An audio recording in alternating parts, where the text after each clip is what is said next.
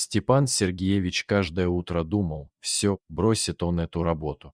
Ведь ему уже 64 года, пора уже и отдохнуть. А он, как проклятый, день да через день в лес этот шастает, егерем работает. Все никак ему замену не найдут. А потом полежит, еще подумает, ну о чем ему еще заниматься? И чем ему лес не угодил? Ведь в лесу вся его жизнь, почитай, и прошла. Как с армии пришел, так и уговорили его в районном лесхозе на эту работу, за живностью лесной присматривать. Нет, работу он свою любил, без нее себя уже не мыслил. Именно в лесу он и с Таней, женой своей будущей, там и познакомился. Шутка ли, в одном селе жили, а не виделись. Дело в том, что Таня как раз к бабушке тогда приехала на лето, сама в городе жила. Пошла она в лес по грибы, да и заблудилась. Сидит на пенечке, плачет. А тут Степан из ельника вышел. Видит, девица сидит. Подошел, успокоил, познакомились. А потом уже и в деревню вдвоем вернулись. И больше Татьяна не уехала в свой город. Замуж за Степана вышла. Родители ее были в шоке, променяла столичную жизнь на деревню в дальневосточном крае. Московских ухажеров оставила ради какого-то простого егеря. А Таня со Степаном счастливы были и всю жизнь душа в душу прожили. Дочку вырастили, она теперь в Москве живет, в той самой квартире, откуда Таня много лет назад уехала. Замуж. Недавно Людмила их вышла, работает в престижной торговой компании. И все бы хорошо. Родители были счастливы. А потом вдруг беда. Умерла Таня, поздно врачи обнаружили опухоль, ничего нельзя было уже сделать. Тяжело было Степану первое время после похорон жены. Дочка его к себе звала жить. Не поехал. Куда он от могилы жены? Да и все здесь родное и знакомое. И лес. Ведь именно он его вернул к жизни, успокоил мысли, сердце, даже тоску по Танечке унял. Нет, не бросит Степан свою работу. Лес – это его жизнь. В то утро Степан Сергеевич, как обычно, вышел из дома. Солнышко показалось из-за леса. Небо ясное, чистое. Теплый ветер прямо обнимал. Птицы в кустах щебетали. Хороший будет денек. Степан решил наведаться на дальнюю заимку. Там 2 дня назад чужаков видели. Гришка, пацан местный, по ягоды туда ходил. Говорит, какая-то машина черная иностранная у леса стояла. Может, просто кто в лес приезжал, а может и с недобрыми намерениями были. Надо проверить. Старик завел старенький мотоцикл и вырулил на грунтовую дорогу. Ехал и наслаждался природой. Лучшего места на земле нет. Его сторона самая лучшая. Какая там Москва? Был он там несколько раз, не понравилось. Шум, суета, воздух тяжелый. То ли дело здесь. И простор, и дышится легко. А вот и дальняя заимка показалась. Степан Сергеевич заглушил мотоцикл и подкатил его к ближайшей сосне. «Стой, друг, никто тебя здесь не тронет. Все в округе знают мотоцикл старого егеря. И, если увидят у леса, сразу прям дисциплинированней становятся, не шумят, ветки не ломают и мусор не кидают. Старый егерь прошелся по лесу, вроде все в порядке. Видно, зря Гришка взбаламутил. Степан было повернул назад и вдруг из сушняка, что внутри леса, услышал то ли стон, то ли плач. Прислушался. Точно, кто-то вроде как плачет. Или скулит. Взяв на изготовку старенький дробовик, он осторожно двинулся к бурелому. Подошел и обомлел, в 10 шагах от него сидела рысь. Большая, молодая, красивая особь. Только кисточки на ее ушах поникли, а в глазах стояла немая боль. Старик скользнул взглядом вниз и охнул от досады. Обе передние лапы рыси были крепко зажаты огромным капканом. Вот что делали вчера здесь пришлые, догадался Степан Сергеевич. На медведя ловушки ставили. Вот гады! Старик выругался и сделал шаг к рыси. Железные тиски плотно обхватили лапы и глубоко впились в плоть животного. Похоже, и кость перебита. Степан не знал, что и делать. Мучается бедняга, добить ее надо. Вряд ли она его подпустит к себе. Да и смысл? С такими ранами. Животное вряд ли оклемается. А сейчас жара, мухи, быстрая инфекция появится. Умирать рысь будет мучительной смертью. Лучше сразу. Степан поднял было дробовик. Его глаза встретились с глазами рыси. Она смотрела, не мигая, ждала смерти как избавления от мук. И только вдруг животное дернулось и в сторону посмотрело, словно прощаясь. Старый егерь тоже невольно посмотрел в ту сторону. В кустах, в ворохе поваленных веток, он вдруг рассмотрел маленькую мордочку. Рысенок. Забившись в ветки, он застыл в ожидании казни матери. Все понял и готов был кинуться, помочь. Но мать учила затаиться в присутствии человека. Человек – это смерть. Вот рысенок и сидел, недвижим, не смея ослушаться приказа матери. Степан опустил ружье. «Так, мамаша», – спокойно сказал он, – «помирать тебе, вижу, рано. Дитё надо поднять. А потому, подруга, будем с тобой что-то решать». Он дошел совсем близко к животному, сел рядом на корточки, осмотрел внимательно капкан. Рысь, намучившись, почти не шевельнулась. Она потеряла много крови и была весьма ослабленная, только открывала пасть, обнажая острые зубы. Но и это она делала вяло, без сил. Понятно было, что у нее не хватит этих самых сил, чтобы укусить человека. «Это как же тебя угораздило так попасть?» Разговаривал с рысью егерь, осторожно трогая крепкие тиски. Видать, сверху прыгнула. «Ну и чего тебя в этот бурелом потянуло? Эх, дуреха. Ну, ничего, сейчас что-нибудь придумаем». Степан сходил к мотоциклу за инструментами. С помощью небольшого лома ему все же удалось освободить животное. Рысь все это время только тихо постановала. Вначале порывалась куснуть, но сил хватало только беспомощно уткнуться в руку человека.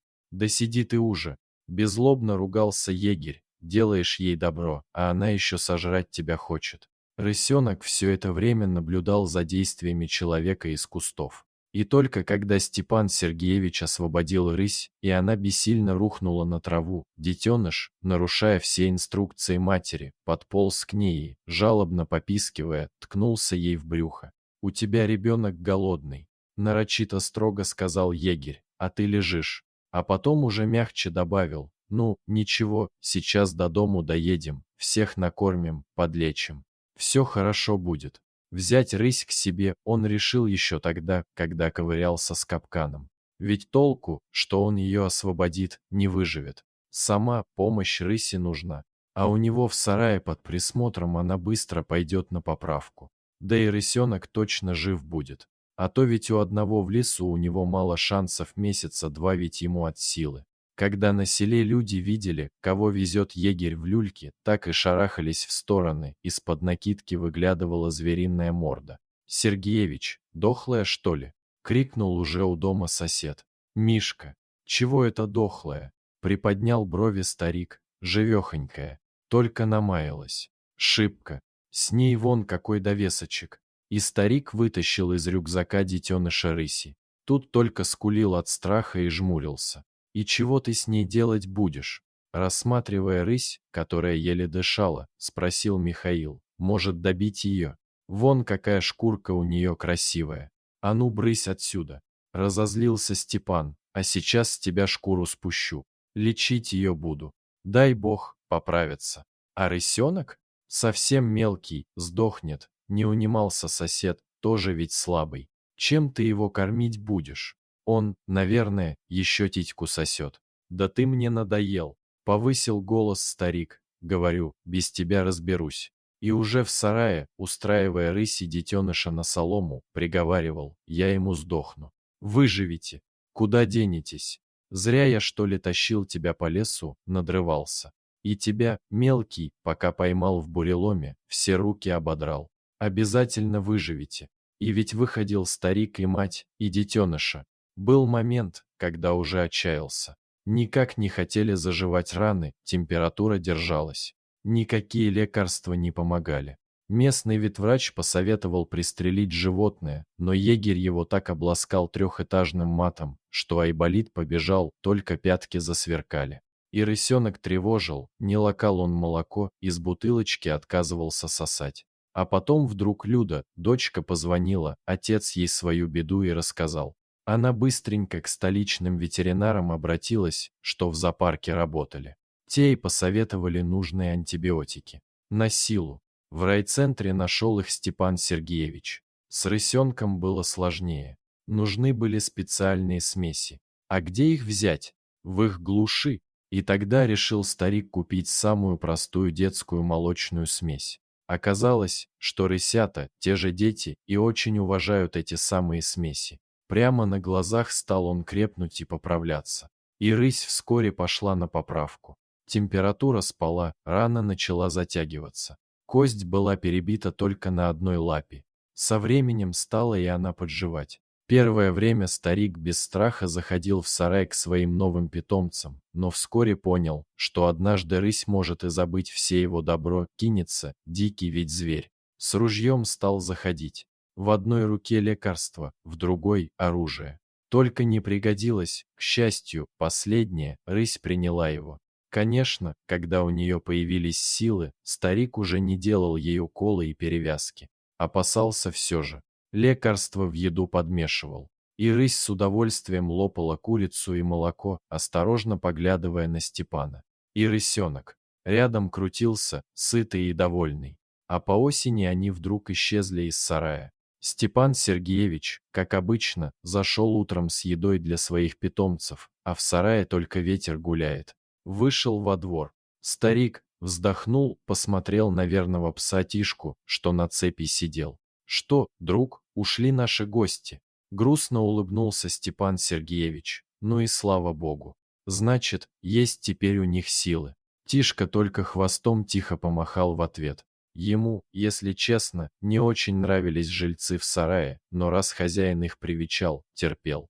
Да и побаивался он той огромной кошки, что изредка из сарая выглядывала. Теперь псу вольно. Вновь. Это только его территория. А уже по зиме возвращался как-то Степан Сергеевич на лыжах из лесу, вдруг чувствует чей-то взгляд сверху.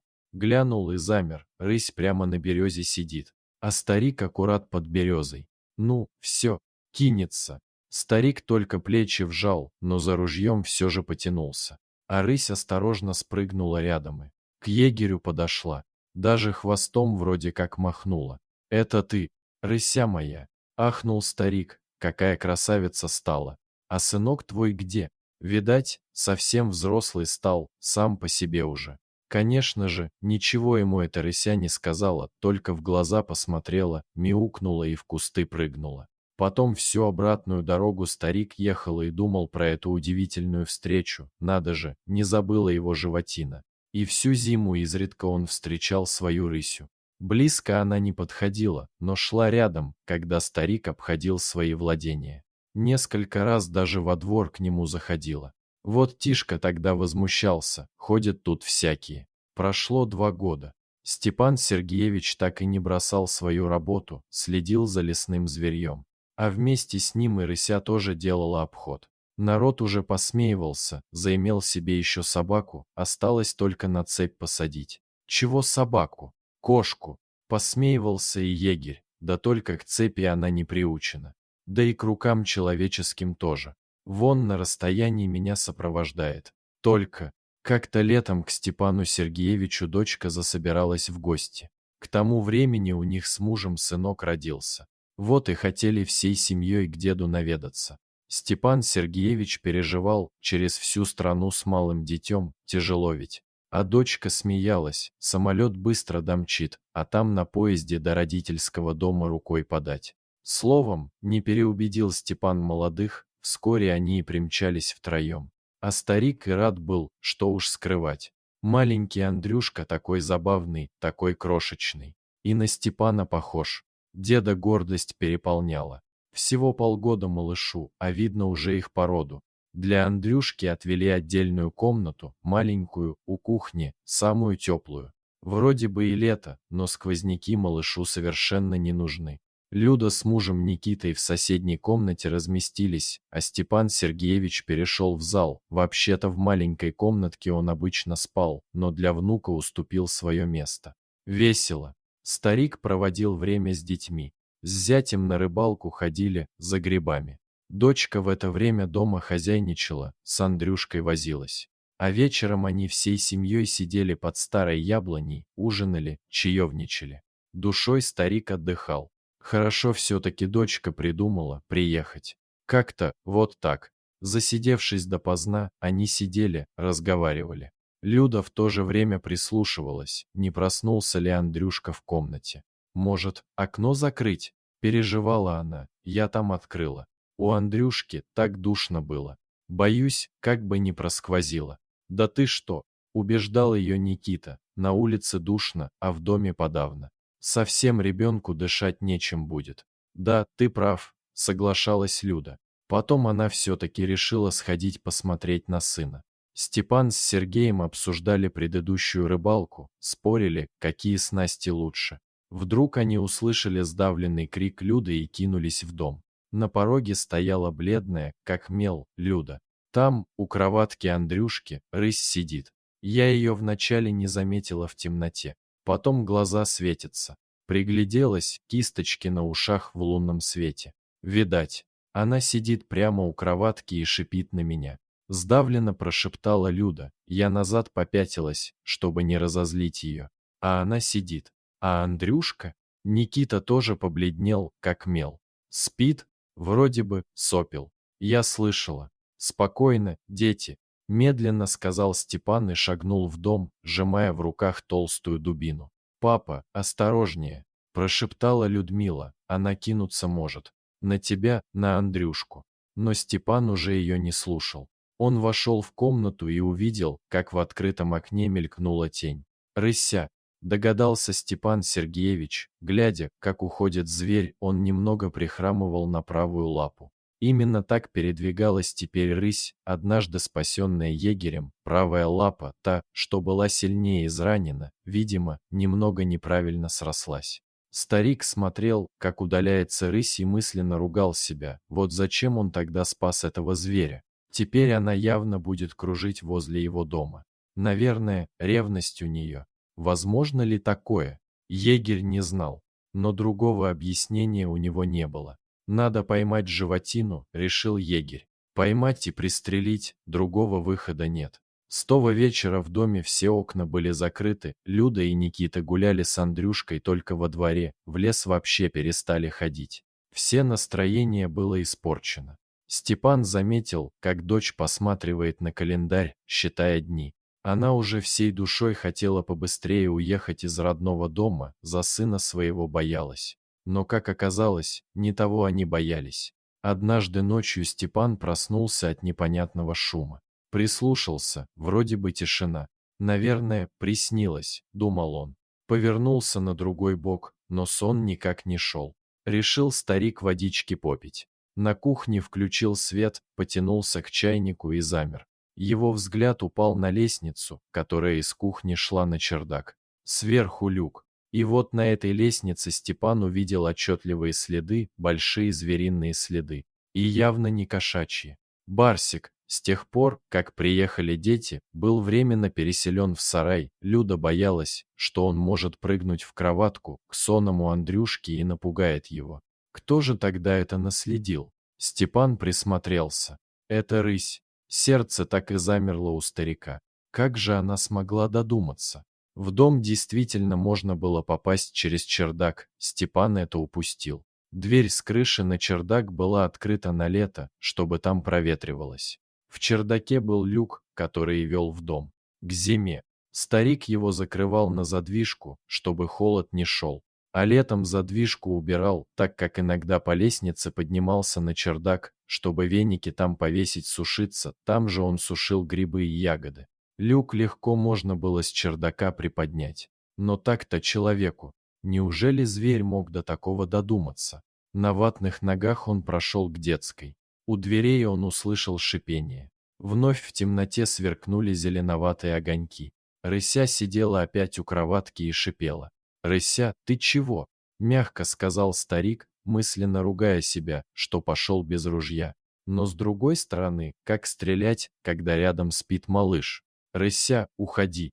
И тут Степан услышал еще какой-то звук, как будто кто-то быстро полз по полу. Старик не выдержал и включил свет. От неожиданности он вскрикнул, между половиц мелькнуло что-то. «Папа!» – услышал он испуганный голос Люды. «Что случилось?» Степан повернул совершенно белое от ужаса лицо к дочери и дрожащей рукой указал на небольшую дыру в полу. «Что?» — вскрикнула дочь, тут она увидела рысей, не раздумывая, кинулась к кроватке. «Сыночек мой!»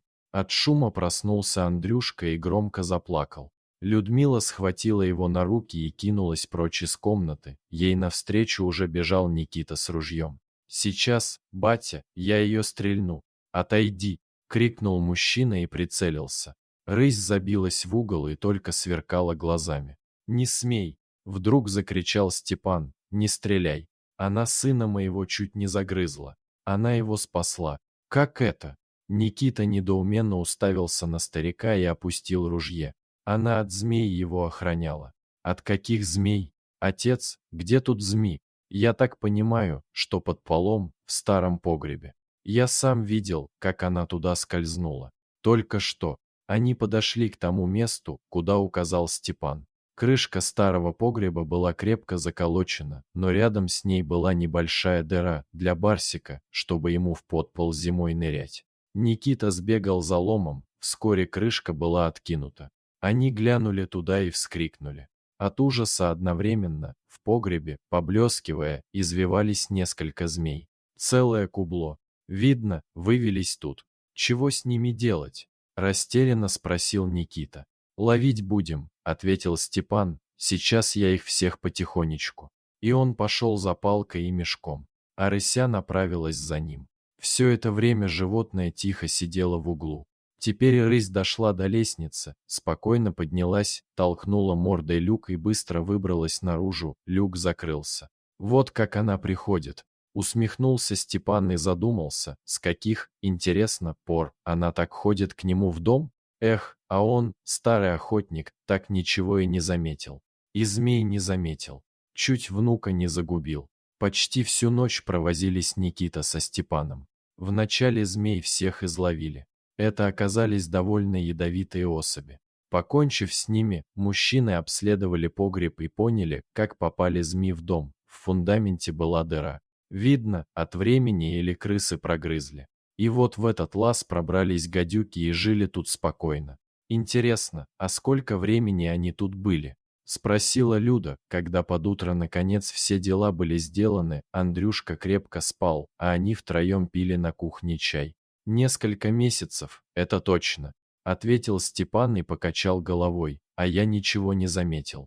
«Зато твоя рыся все заметила», — улыбнулась Люда. «Получается, она давно через этот лаз в чердаке ходит. Видно же, что прекрасно ориентируется в доме. Она тебя, батя, по ночам вначале охраняла, а потом и сына нашего». Никита удивленно покачал головой. «Какая молодец. А я на нее с ружьем». «Ничего, разобрались же», — ответил Степан. «Это она меня так отблагодарила за то, что ее вылечил и сына ее спас». «Ты спас ее малыша, а она нашего», — сказал Люда. «Какая умница. Животные все понимают, только сказать не могут. И как ты к ним, так и они к тебе», — кивнул Степан. Через неделю Людмила с сыном и мужем и уехали. Степан, вернувшись со станции, сел на лавочке у дома, тяжело вздохнул. Может быть, надо было согласиться, Люда ведь опять его звала с собой. Тоскует он по родным. Но в гости приезжать, а жить – другое. И тут в кустах мелькнули кисточки. «Рыся пришла», – улыбнулся Степан. «Нет, никуда я отсюда не уеду. Пока у меня такие защитники здесь.